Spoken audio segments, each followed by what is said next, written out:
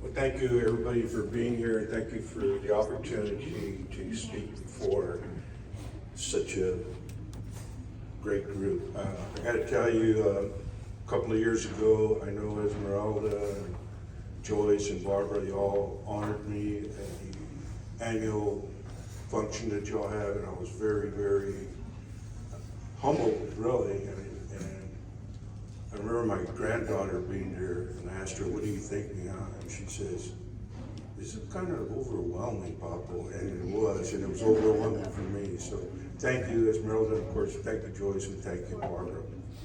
When it asks why I'm running for this position, I will tell you, I have a passion to help people. Those of you that know me know that, I don't put in a few hours in the office. I put in 50 to 60 hours a week. Our mission in our office is to help keep families in their homes. And it's something that everything in our office that we do, we work towards that end. I'm running because I feel that we've accomplished a lot, and there's still more to accomplish, and so I ask for your support.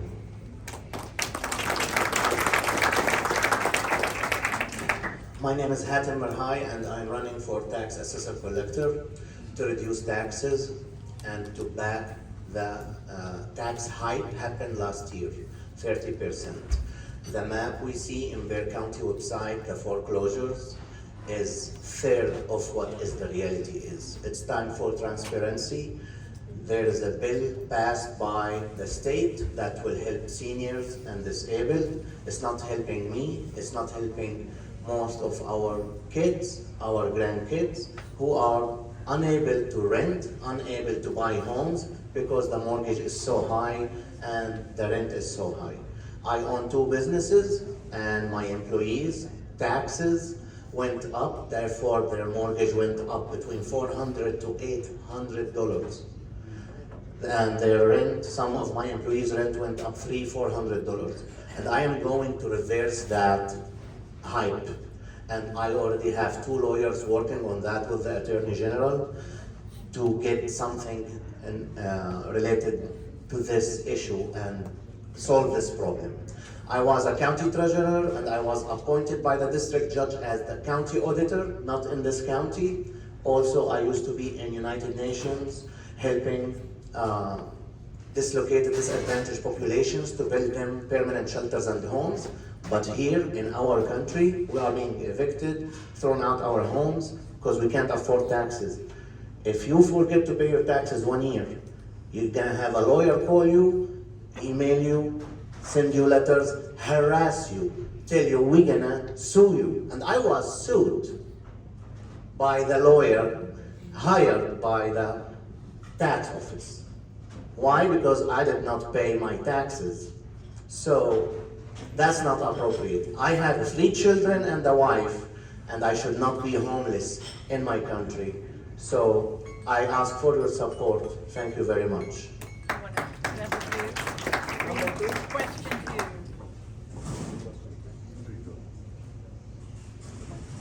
What I'm going to do, I already spoke about it in my first 2 minutes. I'm gonna reverse that tax decision, and we're gonna do it legally, and the government functions are not going to be affected. I have smart tax initiatives that will offset the deficit when we relieve people. Where are we gonna get the rest of the funds from? So the priorities is reduce taxes, relieve people, make living here is affordable, prevent San Antonians and Bexar County residents from leaving the county to a cheaper county.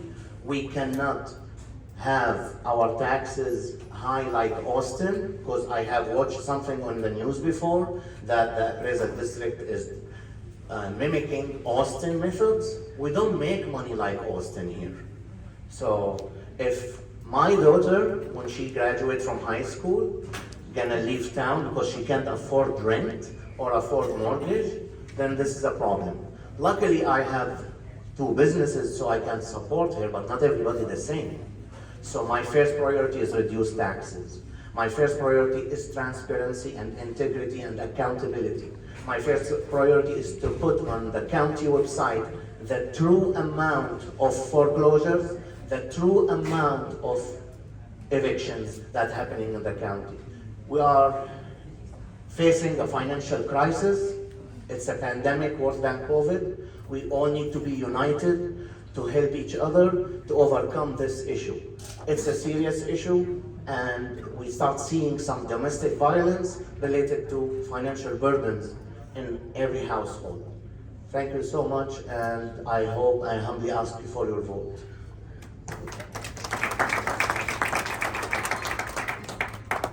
So, just for the record, the tax assessor collector's office does not set property values. That's done by the appraisal district.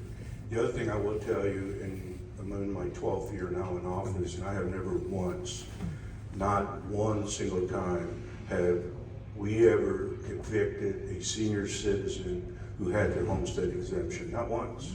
And so I think that stands a lot for my record.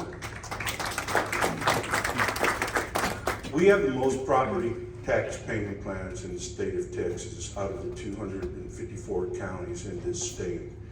And that's important because, again, as I mentioned earlier, our mission is to help keep families in their homes. And that's a big part of how we do it. The other thing I will tell you, we have the only 10-month payment plan in the state of Texas.